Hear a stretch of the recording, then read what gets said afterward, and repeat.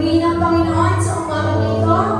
Maulan, ngunit mapagpalang araw po sa bawat isa sa atin. Tayo po lahat ay tumayo sa pagsisimula ng ating gawain sa umagang ito. At hiling ko po silang narod na pangunahan tayo sa panalangin. Amang banal na sa langit, maraming po salamat ulit sa biyaya na aming po natanggap sa araw nito.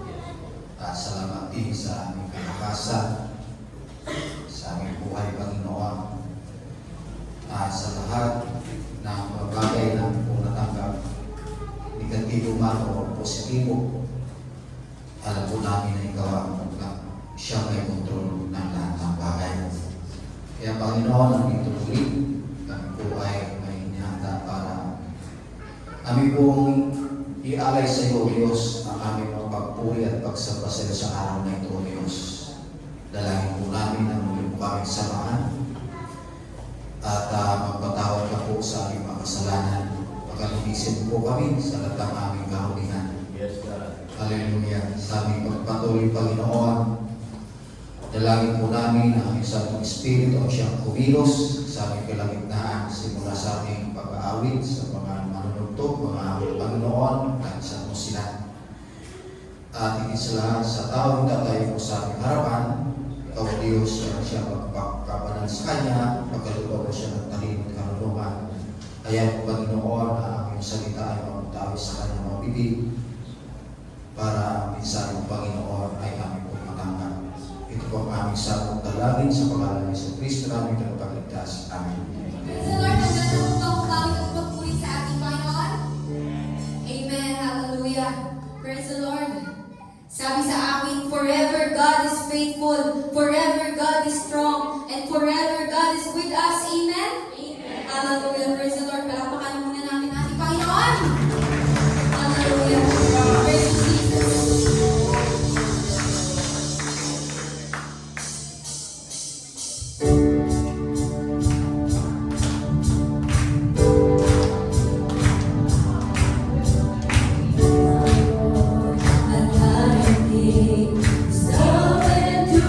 Forever, for He is good, He is above all things.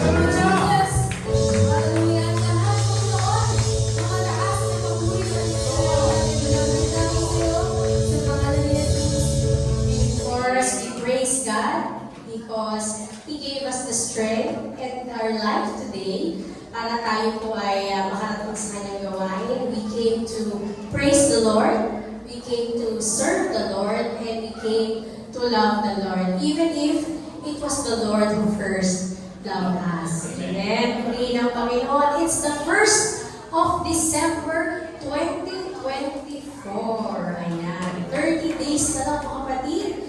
And we will be celebrating a new year. Sabi nga nila, new year, new chance. Amen. Panibago na naman ng restart para sa bawat isa sa atin. At muli, kahit po mag-new year na mga kapatid, patuloy pa rin po ang ating mga gawain. Of course, our Bible study. Every Wednesday, 7 p.m., we are now in the book of Daniel. So we've already completed the prophetic book of Ezekiel at ngayon po tayo naman ay dumako sa book of Daniel. And another prophetic book, but again, another set of revelations mula sa ating Panginoon at i-unfold sa ating Panginoon progressively kung ano ang mga ninanais niya na malaman natin tungkol sa libro ito. Of course, our Thursday prayer warrior is still battling. Ayan, tayo po ay patuloy na nananalangin, hindi lang po para sa ating mga sariling panalangin, kundi lalo-lalo na po para po sa panalangin ng ating mga kapatiran, ng ating iglesia, at ng lahat po ng mga bagay na nangyayari sa ating paligid. Alam naman po natin na minsan kapag nanonood ka ng balita, parang nakaka-dishearten. Amen. Minsan nakaka-suyak na manood ng balita. Pero, ang mabuting balita mga kapatid ay ang pag-asa natin ay nasa ating Panginoon. Hindi po sa mga balita sa paligid. Amen. We don't put our trust and our hope in people, but we put it only on our Lord God. Amen. Kasi pag sa Kanya tayo umasa, lagi pong mabuti ang balita sa paligid natin. Amen. Purihin ang Panginoon at tayo po muli ay nadako sa pananalangin po ng ating Pinoong pagbibigay. Tayo po ay sumandali po. Purihin ka, Panginoon, muli sa umagang ito. Salamat po sa pinagkakaroon niyo sa amin na buhay at kalakasan at gayon din po ang lahat ng mga biyaya na pinatangkilik po namin mula sa inyo. Lord, patuloy niyo pong pasmasan ang lahat ng maligong na ito. We praise you for the opportunity na kami po ay nakakapagbigay muli ng lahat ng aming mga handog at ika po. At salamat din po for always providing para sa lahat ng aming pangangailangan. Sa lahat po ng aming mga pinagkakitaan, patuloy po ninyo paspasan ito, Panginoon. I-bless niyo po ang gawa ng kamay ng bawat isa sa amin at patuloy na tulungan po kami kung maging productive sa aming mga kanya-kanya trabaho, sa aming mga kanya-kanya negosyo, sa lahat ng aming pinagkakakitaan, Panginoon.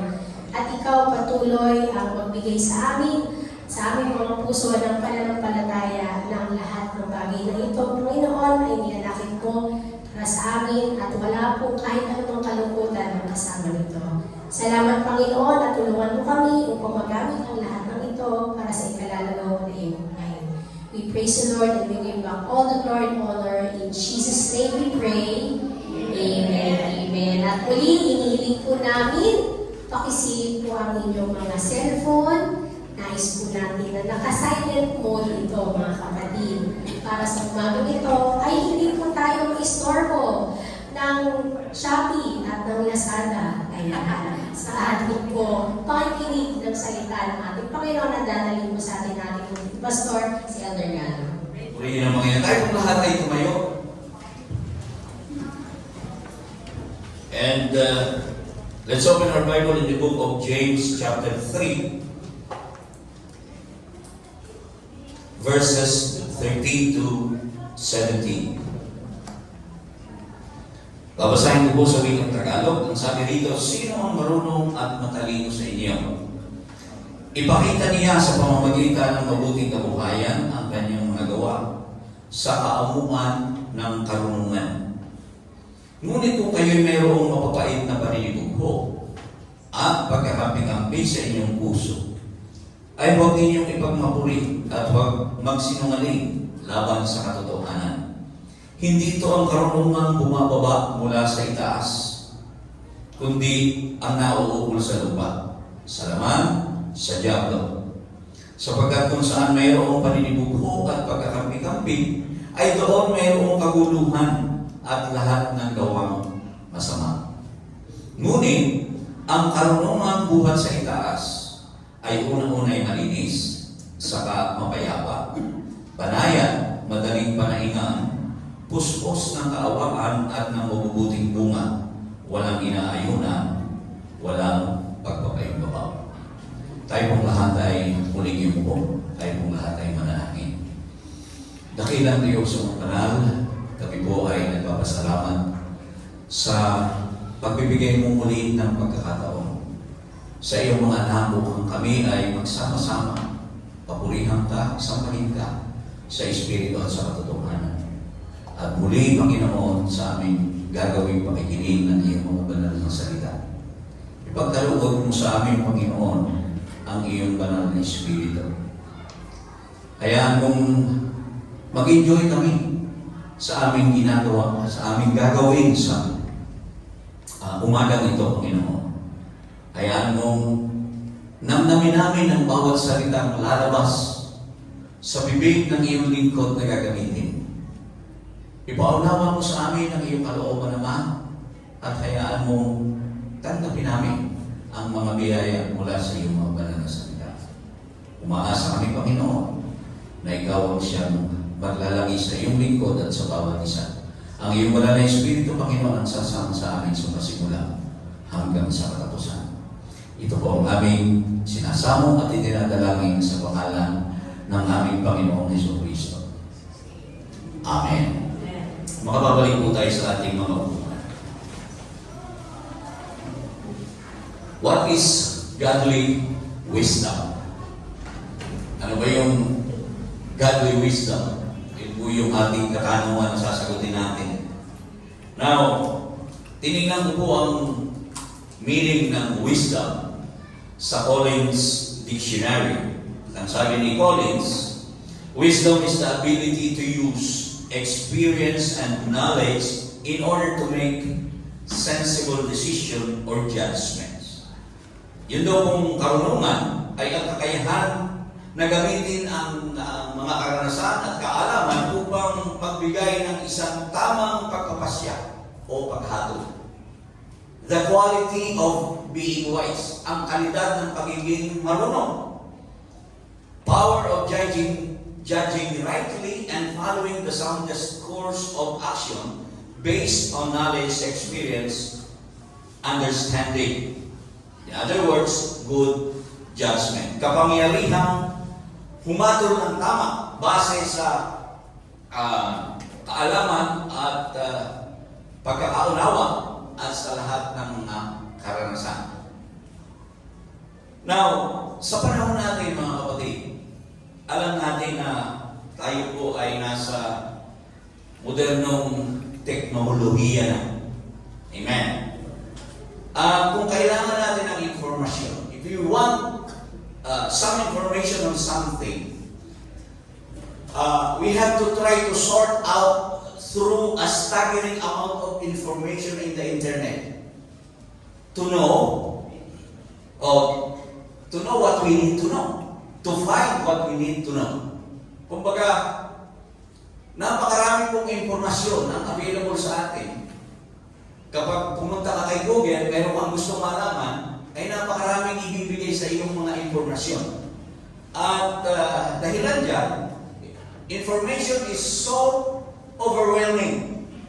Pero sa kabila ng lahat ng yan, sa kabila ng maraming impormasyon na pwede nating malaman, alam natin na sa kabila ng maraming kaalaman, nananatili pa rin na ang karunungan ang siyang magbibigay sa ating buhay ng isang kasiyasya o magbibigay ng isang kasiyasya at kapakipakinabang na buhay. It is wisdom that makes life fulfilling and rewarding. Sa kabila ng maraming kaalaman, kung hindi mo naman alam i-apply ng tama o hindi ka marunong i-apply ng tama ang lahat ng mga impormasyon at kaalaman makikita mo, pati na ang mga karanasan na nangyari sa buhay mo, hindi pa rin magiging kasiyasiya at kapaki-pakinabang ang iyong buhay. Can you say amen? So, kung bakit ganon, kapag napakaraming impormasyon, mga kapatid, napakaraming mga kaalaman na dumarating sa atin, nalilito tayo. It becomes so confusing na hindi natin malaman. Maraming pwede kang i-apply. Hindi mo alam ngayon kung alin ang pipiliin mo, kung alin yung pinakatama. Amen?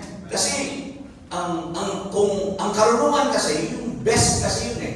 Kung meron kang karunungan, you always choose the best decision. Anumang bagay na pagpapasyahan mo, anumang bagay na gagawin mo, that will be the best thing to do. Kung meron kang wisdom. Now, kung familiar kayo dun sa Who Wants to be a Millionaire, yung TV show na Who Wants to be a Millionaire, doon po kasi, meron nung tanong na inilalagay. At pagkatapos, maraming mga kasagutan doon na merong mali, merong tama. Ngayon, doon po sa show na yun, meron pang tinatawag na lifeline. Yan. Pipili ka doon ng kung anong pipiliin mo. Kung ang gusto mong piliin ay yung 50-50, kasi meron nakalagay ng 50-50. Pagka yung 50-50 ang pinili mo, base doon sa katanungan, yung mga sagot, meron doon, aalisin na yung lahat ng mali. Yung kalahati aalisin na. At ang matitira lang doon, yung lahat ng tama. Pero hindi mo pa rin alam doon kung alin ang pinakatama. So, magtatanong ka pa ngayon, another lifeline. Magtatanong ka pa ngayon sa audience. Ano ba ang popular answer na manggagaling sa audience? At kung base doon sa sagot ng audience, ay makita doon kung alin yung pinaka-popular, pwedeng yun ang piliin mo. Pero kung nalilito ka pa rin at hindi ka pa sigurado, yung pinakahuling pipiliin mo yung phone a friend, call a friend. Yan. Tatawag ka doon sa iyong pinagtitiwalaan na kaibigan na alam mo na makasasagot doon sa katanungan. The best answer na maibibigay sa iyo. So, pag tinawag mo yun, kung ano yung sagot ng friend mo, kukunin mo yun. Dahil yun ang inaasahan. Pero alam niyo ba mga kapatid, na tayo po ay mayroong isang kaibigan na kapag ating tinawagan, ay alam na alam ang lahat ng isasagot doon sa ating mga katanungan. Amen? Walang iba kung hindi ang ating Panginoong Diyos. And that wisdom na ibibigay niya is called godly wisdom. It is very different from the earthly wisdom.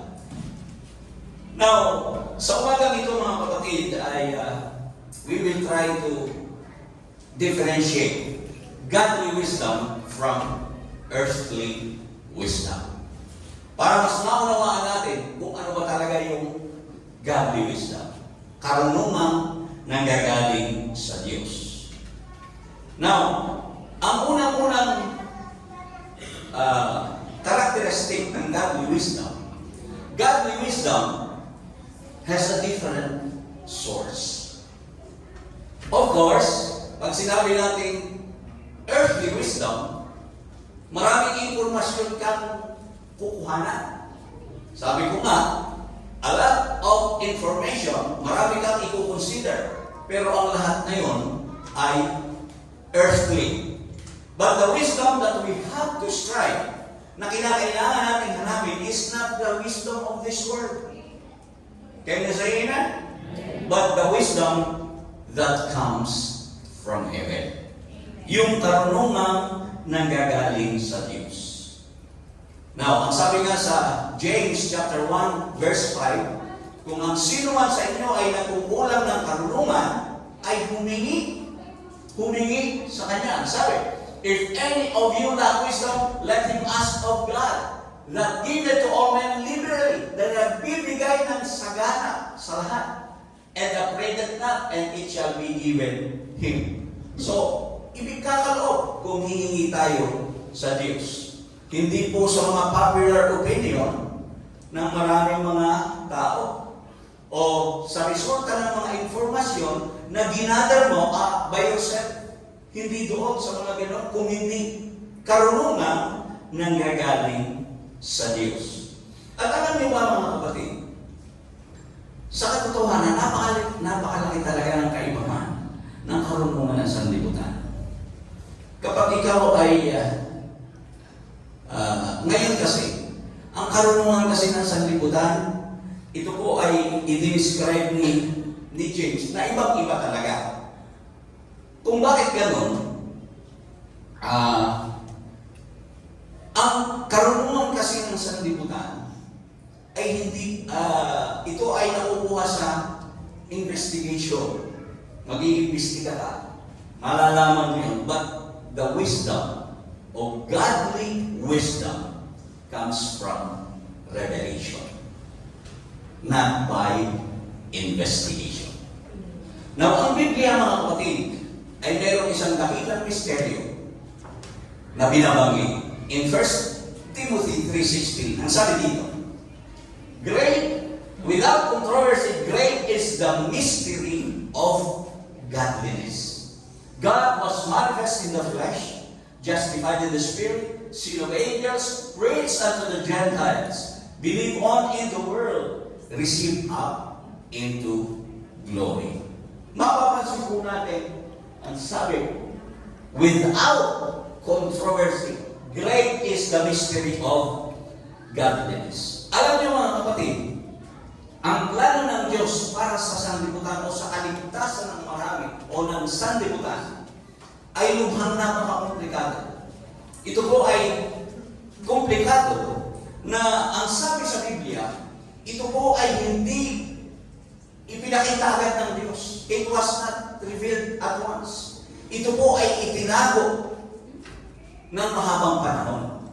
Yung mystery na yan. Kasi,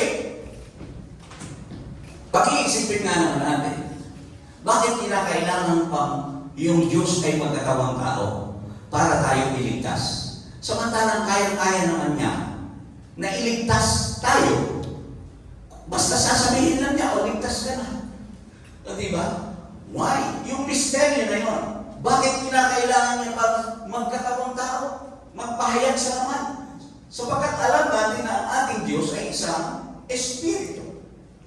Pero ang sabi, siya ay nagpahayag sa laman. Alam natin ang kwento. Alam natin ang istorya. Pero bakit? Misteryo nga eh. Yun ang sabi.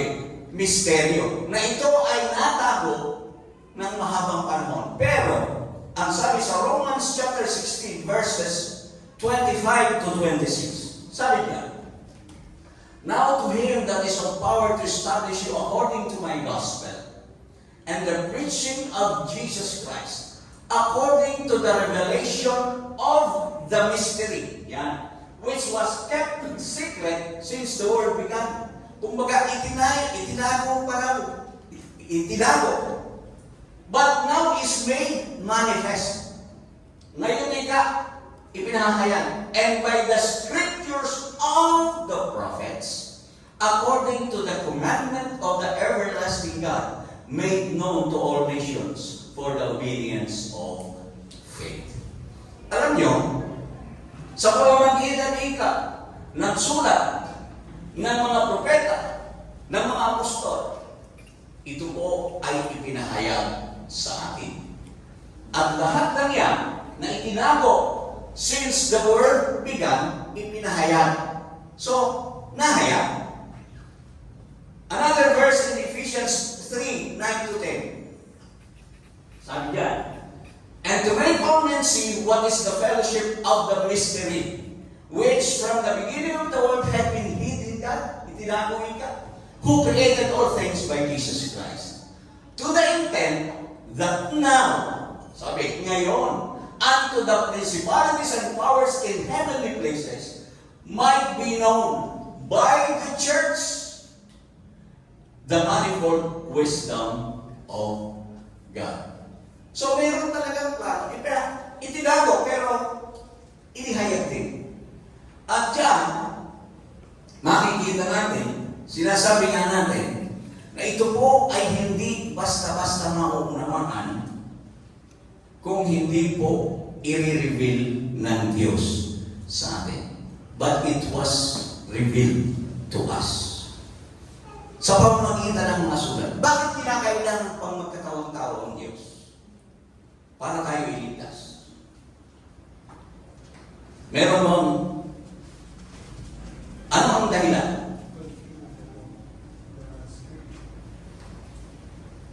Hindi pwedeng bagian ng Diyos yung kanyang salita. Anong sabi ng Panginoon, ng Diyos? Without the shedding of blood, there will be no remission of sins. Walang kapatawaran ng mga kasalanan kung walang mabubuhos na dugo. At hindi sapat ang dugo ng mga hayop.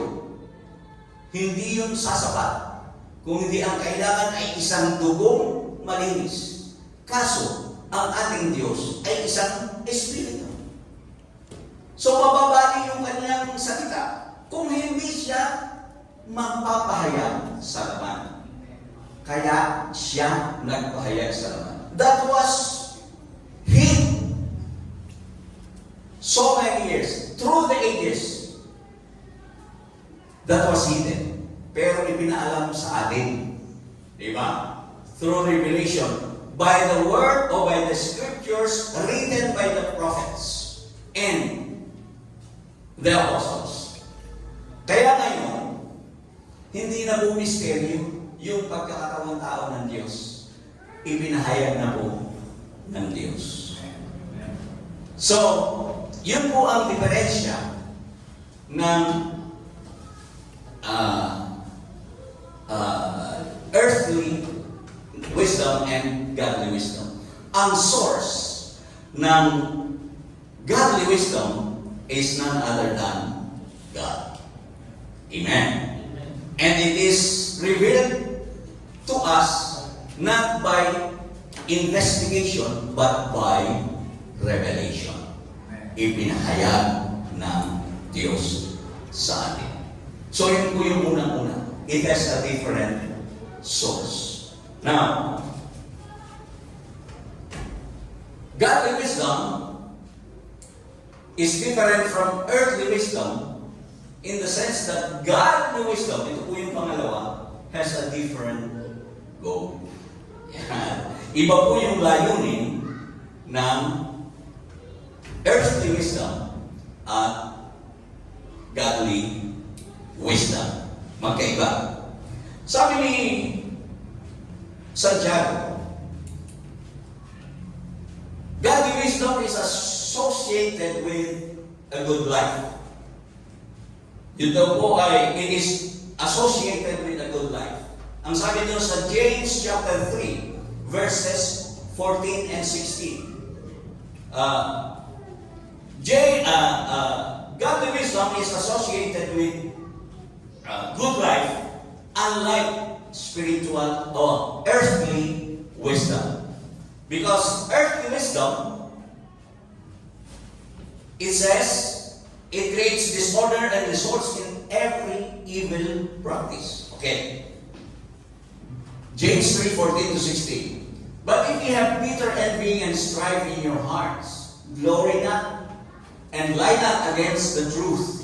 This wisdom descended not from above. Hindi galing ito galing sa itaas, but is earthly, sensual, devilish. Yeah? For where envy and strife is, there is confusion and every evil work. So makikita natin na earthly wisdom talaga ay napakalayo sa wisdom ng Diyos. Ang goal ng earthly wisdom sa katotohanan ay makamundo. Selfish. Diba? Maraming tao marunong, pero ano ang kanilang layunin? Para para sa kanilang sarili. They want fame. Gusto nila sumikat. Di ba? Sa ngayon, makikita po natin talaga ang may precious sa ngayon. Sa ngayon, kung mapapansin mo, yung karunungan ng mga tao, ini-apply nila, ginagamit ng mga marunong para sa kanilang pansariling advancement, para sa kanilang benepisyo. Tingnan niyo yung ginagawa ng mga tao ngayon sa TikTok. Kapag ikaw ay tumingin sa TikTok, meron kong makikita doon ng mga wala naman talagang kakwenta-kwenta yung pinagkagagawa. Pero, binibili ng tao. Di ba? Because, ewan ko, baliktad eh. Kasi makamundo yung kanilang, at kung alin yung mga bagay na wala kakwenta-kwenta, yun ang gusto-gustong panoorin ng tao. Yun ang kinakapitalize ng media. Yun ang kinakapitalize ng maraming mga tao ngayon para kumita. Kilala niyo ba si Carlos Agassi? Si Carlos Agassi, sabi niya, nung ikang ako ay nagko-compose ng mga awit na mga kanta na talagang, kumbaga, may madamdamin, galing sa puso. Hindi ako talaga sumikat. Pero nung, marunong nga ini-apply niya yung kanyang earthly wisdom. Nag-compose ng mga walang kwentang kanta, doon siya sumikat. O, di ba? Tingnan niyo yung kaibahan. Because earthly wisdom, ang kanilang goal is for their own benefit. Kaya marami ng mga taong natatalino eh. Sa gobyerno nga lang, ang daming mga wise eh. Di ba? Wise. But then, para sa kanilang pansarili. Earthly wisdom. Di ba? Very wise. Hindi mo nga alam na yun. Alam mo, nagising ako kahapon. Pinag-uusapan namin itong kaso nitong ating Pangulo at ni Vice. Pinag-uusapan namin ito kahapon. Parang nagkaroon ng view si Brother Derek. Tingin ko yung dyan. Ano lang yan eh. Palabas lang. Parang, kumbaga, idinadivert lang nila ang pag-iisip ng mga tao, pero sa kabila, mayroon na silang ginagawa. Para sa kanilang sarili. Nag-isip ako, posible rin. Bagamat hindi natin alam. Kaya nga, sa takbo ng pag-iisip ng mga politiko na marurunong at matatalino, it could be possible. Di ba?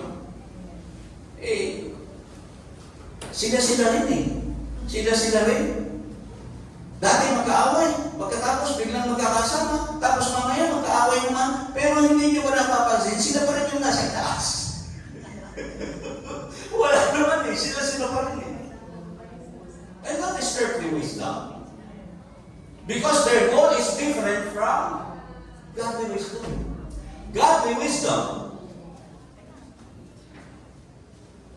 ang sabi ni Apostol Pablo, godly wisdom is to make us participants in the mind and life of God and embrace eternal life. Kumbaga, si Apostol Pablo, sa kanyang, ang nasa kanya kasi, godly wisdom. And the goal of godly wisdom is to glorify God and to please God. That Himself. Ang kanyang role, ang kanyang goal ay talagang papurihan at walhatiin ang Diyos. Maging kalugod-lugod sa Diyos. Kaya ang sabi niya, Philippians 3:13 and 14.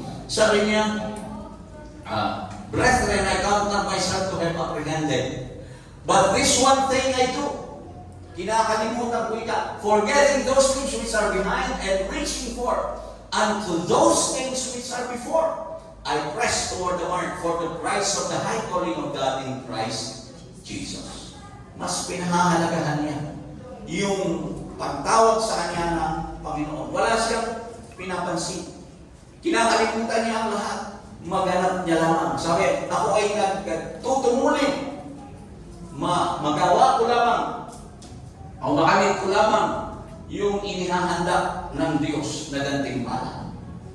So, His goal is to please and glorify God. Ang sabi nga sa 2 Corinthians chapter 5 verse 9, ang sabi niya, wherefore we labor, yan, that whether present or absent we may be accepted of Him. Maging katanggap-tanggap sa Diyos. Pero earthly wisdom, ang sa earthly wisdom, maging katanggap-tanggap sa sanlibutan. Kaya nga, nagugulat ako eh. Yung doon sa TikTok na wala namang kwenta yung ginagawa, ganun lang ng ganun. May kasama pang matanda eh, ganun lang ng ganun, ganun ng ganun. Pagkatapos, thank you po. Bakit nag-thank you ito? Eh, meron lumalabas na mga heart, meron lumalabas, yung pala may presyo. May presyo pala yun. Kaya pala yung ginagawa nila yun, pwede talaga silang kumita kahit maghapon mo nang gawin yun, eh makikita sa mga limos. Eh para ka rin namamalimos kasi gano'n na rin tingnan nyo ha. Gano'n lang ng gano'n, tapos nakatingin doon sa, thank you po, may lumalabas na mga heart, kung ano, yung pala may price yun, may certain amount, corresponding amount, na ibinibigay sa kanila na pwede mong kolektahin. Tinanong ko kay Derek yun, ano ba itong ginagawa nito mga ito? Eh, yun po kasi kumikita po sila dyan. Kaya gano'n. At tingnan ninyo ngayon, ako nagugulat eh. Meron sa Facebook na Batanggenyo na mga bata na pinagagalitan ng tatay. Dahil ikaw ay kayo umuwi na. Okay, kanina ka pa yung natin yan. Eh, di gagarutin ka. O, yun ang salita ng bata. Naka-Facebook, sumisikat doon sa ganun. Tingnan ninyo mga kapatid na binibili ng sanlibutan, yung mga walang kwenta at mga bagay na hindi kaaya-aya sa Diyos. Imbis na turuan ng bata na gumalang sa magulang, ipinapakita pa na pwede pa lang mura-murahin at pagalitan ng tatay na tinatawanan lang naman ng mga magulang. Pagkatapos meron dalawang magkapatid, may hawak-hawak na manok. Ay ikay aking ilalaban, ay ang hawak-hawak inahin. Ay ikay magaling. Eh, binibili ng mga tao at kumikita. Di ba? Kaya, tignan nyo ang earthly wisdom. Earthly wisdom, ginagamit sa sariling kapakanan. Alam mo, nabibili ng tao yung kalokohan, eh di kalokohan na gagawin mo para kabili. Samantalang noong araw, para ka maging sikat, kinakailangan mo makagawa ng isang hindi pangkaraniwang bagay. Di ba? Para ka maging sikat, kailangan mo na makapag-travel ka around the world ng, kumbaga, ang gamit mo lang ay isang bangka. Sisikat ka doon sa bagay na yun. Pero ngayon, you can be famous without doing nothing. Na, kumbaga, hindi naman talaga, meron sumisikat, nag-asawa lang ng isang milyonaryo, hindi sikat na. Di ba? Pero, ang tanong, kontento na ba tayo doon mga kapatid sa gano'n? Pero sa earthly wisdom, okay na sa kanila yun. Basta sikat ka, o di ba? Magawa mo yung mga bagay na gusto mong gawin na kahit na kami nagagalit sa iyo, okay lang. Bahala kayo sa buhay mo. Pero, hindi po kasi ganoon ang godly wisdom. Godly wisdom aims. It aims to please and glorify God. Palakpakan natin ang ating Panginoon. Now, pangatlo mga kapatid, godly wisdom is different from earthly wisdom in the sense that godly wisdom has a different result. Godly wisdom has a different result. Godly wisdom leads to life and joy. Pagka meron kang karunungan na nanggagaling sa Diyos, siguradong maganda ang iyong pupuntahan. Ano ang sabi sa John chapter 6 verse 63? It is the Spirit that quickeneth. Ang Espiritu ni ka ang nagbibigay buhay. The flesh profiteth nothing. The words that I speak unto you, they are spirit and they are life. Yun ang sabi ng ating Panginoong Jesucristo. Yung salitang sinasalita ko sa inyo ay espiritu at buhay.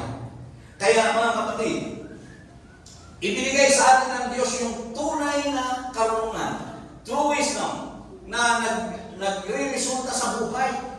At yung buhay ngayon, magandang buhay dito, ang sabi sa Biblia, magkakaroon kayo ka ng magandang buhay dito, at doon sa kabila ay walang hanggang buhay.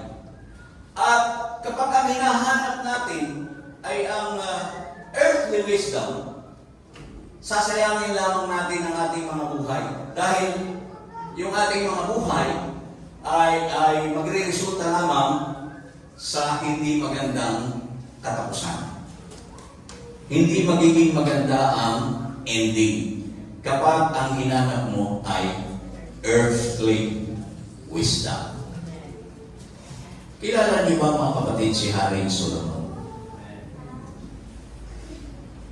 Baka yung kilala ninyo yung Haring Solomon ay yung may alagang pagong. Hindi yun.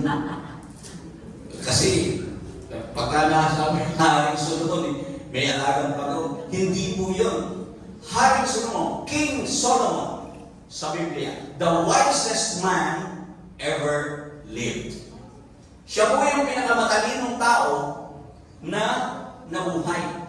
At wala na pong magiging matalino pa, ang sabi sa Biblia, na hihigit pa sa kanya.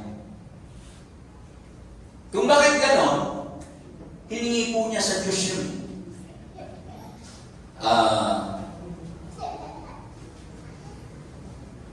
Hindi ko na ibigay kay Sister Junior. But anyway, babasahin ko po sa 1 Kings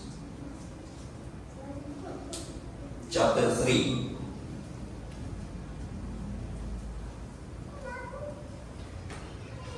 Hanapin ko lang. Yan. Chapter 3 verse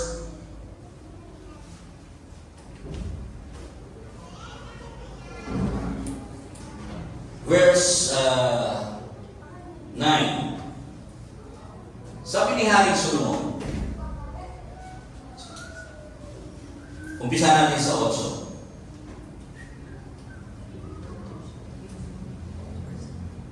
Sanay na. Bigyan mo nga ang iyong lingkod ng isang matalinong puso upang pumatol sa iyong bayan, upang aking makilala ang mabuti at ang masama, sapagkat sino makahahatol dito sa iyong malaking bayan. At ang pangungusap ay nakalugod sa Panginoon na hiningi ni Solomon ang bagay na ito. At sinabi ng Diyos sa kanya, sapagkat iyong hiningi ang bagay na ito at hindi mo hiningi sa iyo ang mahabang buhay, o hiningi mo man sa iyong mga kayamanan, o hiningi mo man ang buhay ng iyong mga kaaway, kundi hiningi mo sa iyo'y katalinuhan upang kumilala ng kahulugan. Narito, aking ginawa ayon sa iyong salita. Narito, aking binigyan ka ng isang pantas at matalinong puso, na ano ba't walang maging gaya mo na una sa iyo, o may babaho ng sino man pagkamatay mo. Yan.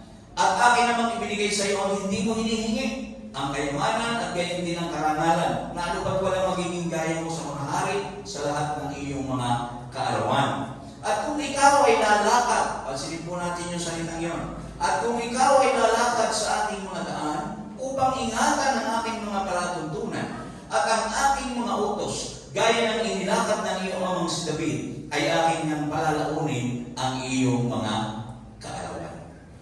Nung maging hari po si Haring Solomon, pagkatapos ni David, bata pa po siya. At kung hindi ako nagkakamali, nagsimula siya ng mga 20 anyos. Bata pa. At sa laki ng responsibilidad, hiningi niya sa Panginoon na bigyan siya ng katalinuhan na makahatol ng tama. At natuwaan Diyos sa kanya, so binigyan siya ng wisdom. At ang sabi niya, dahil sa hiningi mo, hindi mo hiningi yung iba, kung hindi yan, idadagdag ko pa sa iyo itong mga ito. Yung kayamanan, kasigatan, lahat idadagdag ko pa sa iyo. Pero mayroong kondisyon. Ang sabi niya, kung ikaw ay lalakad sa aking mga daan, palalaunin ko ika ngayong mga kaarawan. Alam niyo ba na si Solomon, base sa aking pagre-research, more or less nung mamatay siya, parang 55 years old lang. Namatay na. Okay. Kasi may kondisyon ng Diyos sa kanya eh. Kaya ang tawag ko kay Solomon, he is a wise fool. Siya ay isang matalinong mangmang. Naging mangmang. Kung bakit? Pag-usapan natin. Si Haring Solomon, sapagkat siya ay binigyan ng Diyos ng karunungan. Ang nangyari kay Haring Solomon, mas pinahalagahan niya yung regalo sa kanya. Mas pinahalagahan niya yung karunungan kaysa sa nagbigay sa kanya ng karunungan. Yun po ang naging diferensya. Ang sabi sa Proverbs chapter 1 verse 7, sabi, "The fear of the Lord is the beginning of knowledge, but fools despise wisdom and instruction." Yeah. Yung mga mangmangika ay dinidespise ang karunungan at ang instruction. Yan ang sabi. Now, ano ba ang nangyari kay Haring Solomon? In the book of 1 Kings, chapter 11, verse 4. Yan. "For it came to pass, when Solomon was old, that his wives turned away his heart after the gods." Yeah. After other gods. "And his heart was not perfect with the Lord his God, as was with the heart of David, his father."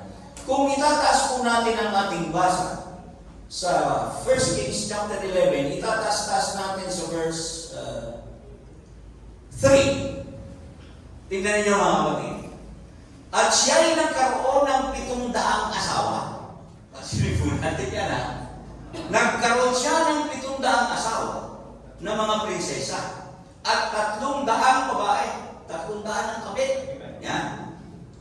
At iniligaw ng kaniyang mga asawa ang kaniyang puso.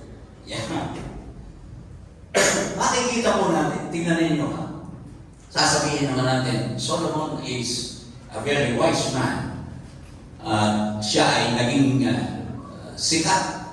Kumbaga, naging napakayaman. At kung iisipin mo mga kapatid, nagsimula siya ng 20 anyos, namatay ng 55 anyos, ang kanyang babae ay 1,000, 700 asawa, at 300 ang kabit.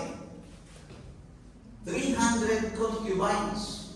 Ay kung iisipin mo yun, pag i-divide mo yun, pag gumamit ka ng mathematics, lumalabas na 15 babae sa isang buwan.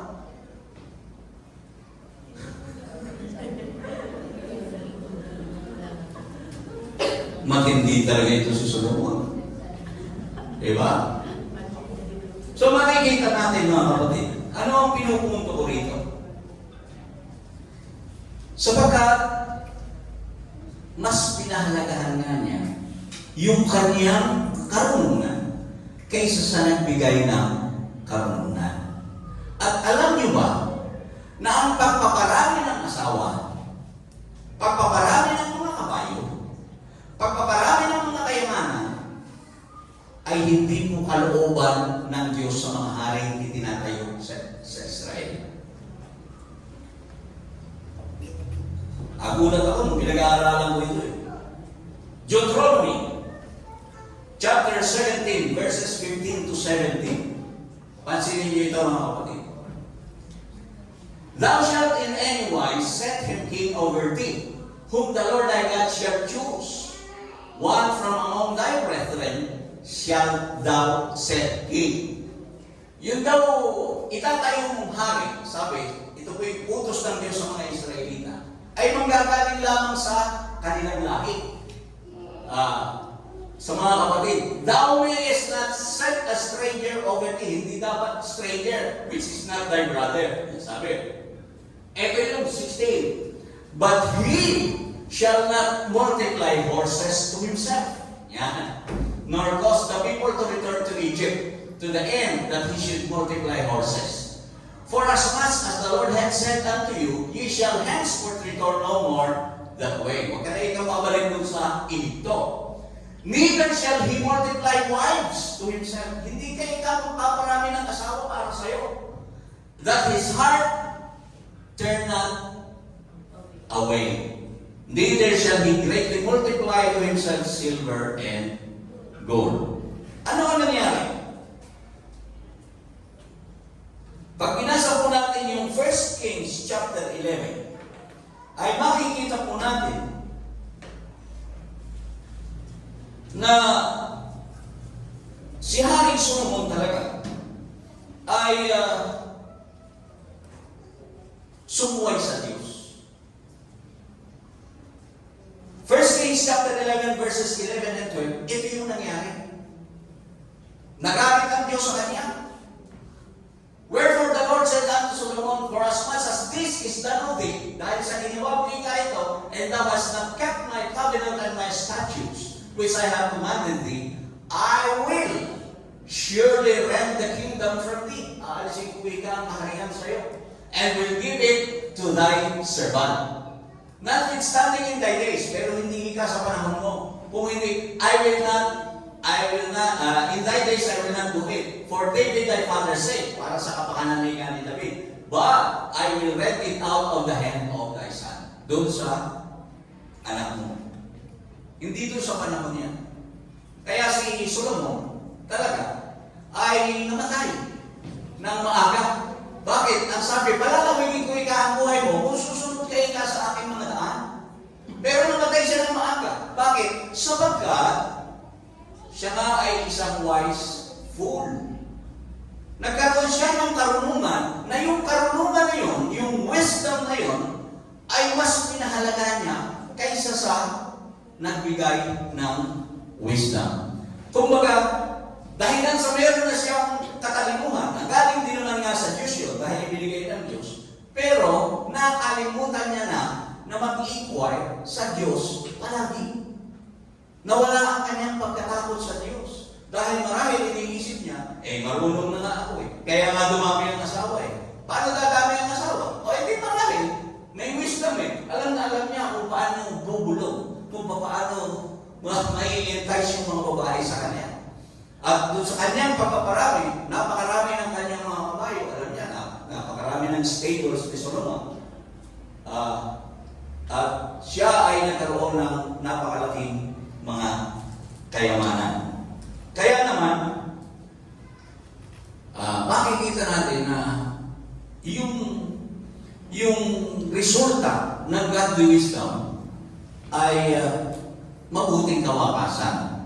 Pero kay Solomon hindi naging mabuti. At marami nagtatanong, si Solomon kaya ay nakarating sa langit? Kung kaya ang tatanungin ko, base dito, si Solomon po ba ay nakarating sa langit? O mapupunta sa langit? Wala pa namang nakapapunta sa langit na. Si Solomon po ba ay pupunta sa langit?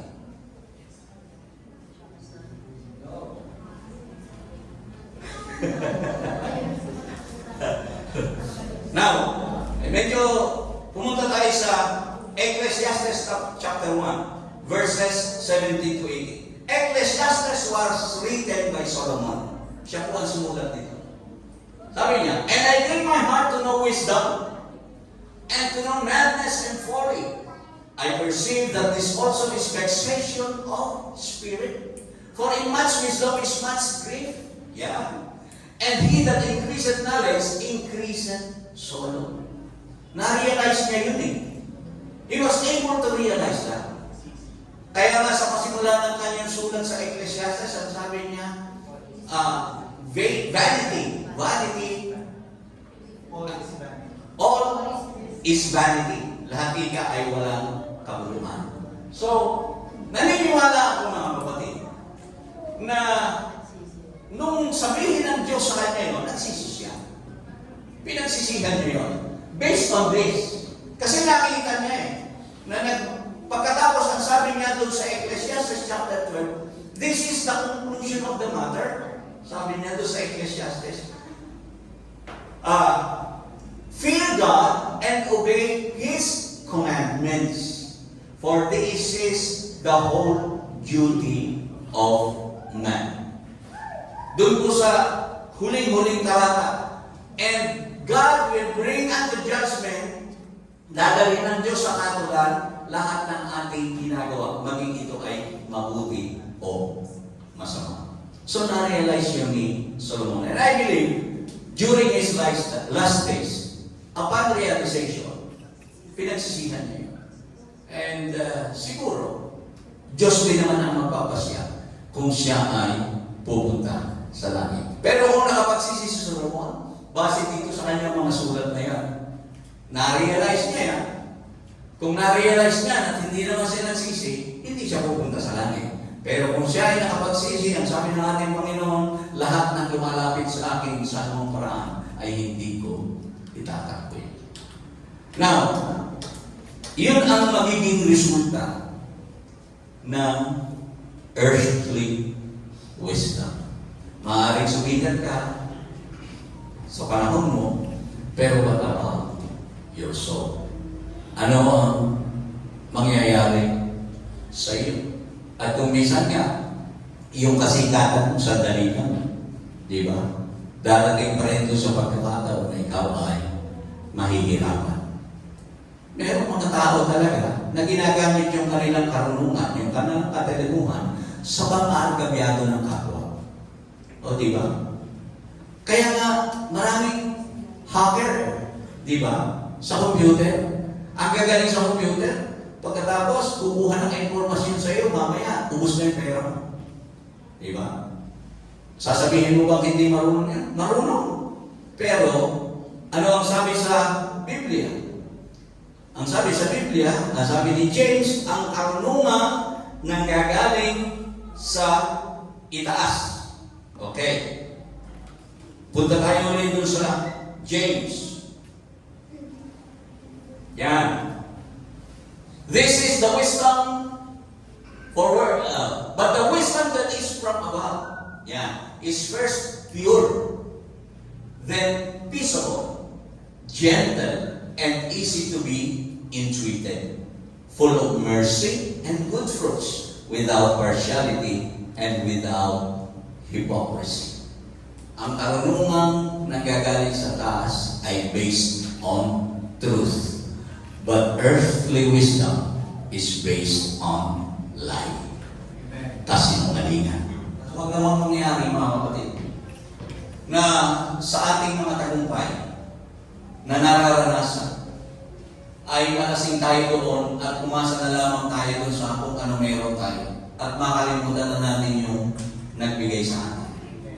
Pahalagahan po natin ang bagay na ito.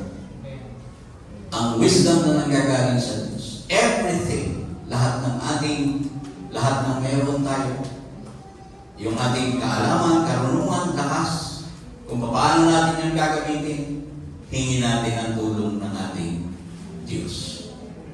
Sapagkat ito ay totoo, at ito ay pure, sabi niya. Ito ay hindi kailanman nagdudulot ng hindi mainam na kawakasan. Amen? And that is godly wisdom. Palakpakan natin ang ating Panginoon. Ay po mga kaibigan, purihin ng Diyos. Salamat sa Kanyang kabutihan. Hallelujah. Kung minsan, kapag tayo ay natuto na. Akala natin, alam na natin ang ating gagawin.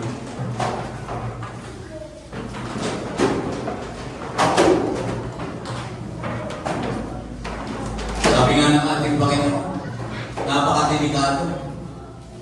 Sabi nga ni Haring Solomon, kapag maraming dharma, ito ay nagdudulot lang ng hindi mabuting kawahasan.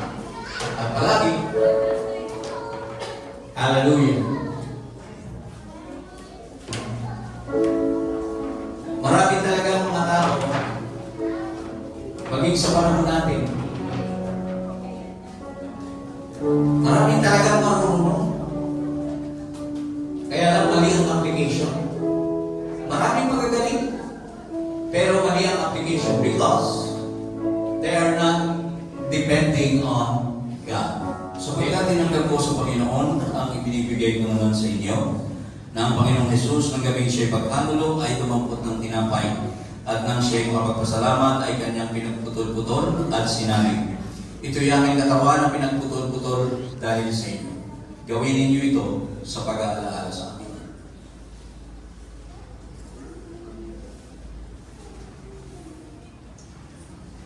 At ngayon din naman, hinawakan ang sarong pagkatapos ng kahapon na sinasabi, ang sarong ito ay siyang bagong tipan sa aking dugo. Gawin ninyo ito sa tuwing kayo magsisiinom sa pag-aalaala sa akin.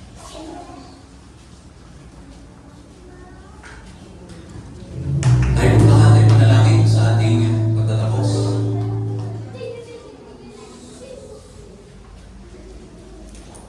Dakilang Diyos, Panginoong Yesus, salamat po sa iyong kabutihan. Salamat po sa mga salita na ibahagi sa araw na ito. Tunay nga, Panginoon, na palagi na ay kailangan namin ang karunungan na gagaling sa iyo. Marami kaming kaalaman at pwede kaming maapektuhan o may impluwensyahan ng sanlibutan. Subalit, kung palagi kaming aasa sa iyong kapangyarihan at hihingi ng tulong sa lahat ng mga pagpapasyang gagawin namin sa aming mga buhay, hindi po kami maliligaw, Panginoon. Kailangan namin ang karunungan na gagaling sa iyo. Tulungan mo kami mga palagihan. Huwag kami magkamali sa lahat ng pagpapasya at desisyon na gagawin namin sa aming mga buhay. Maraming pong salamat, Ama, at nawa sa aming pag-iwahiwalay muli ang iyong pag-iingat at nubay, ang iyong pag-ibig ang mamalagi sa bawat isa. Ang pangunguna ng iyong banal na Espiritu, Panginoon. Ito po ang aming samong at hiling sa iyong dakila at makapangyarihang pangalan. Sa pangalan ni Jesu Cristo. Amen. Ang biyaya ng ating Panginoon, ang pag-ibig ng Diyos, at ang pakikipisan ng banal na Espiritu ay sumayin niyo noon. Tayo pong lahat ay magkamayan. Tapos sa buong ating gawain.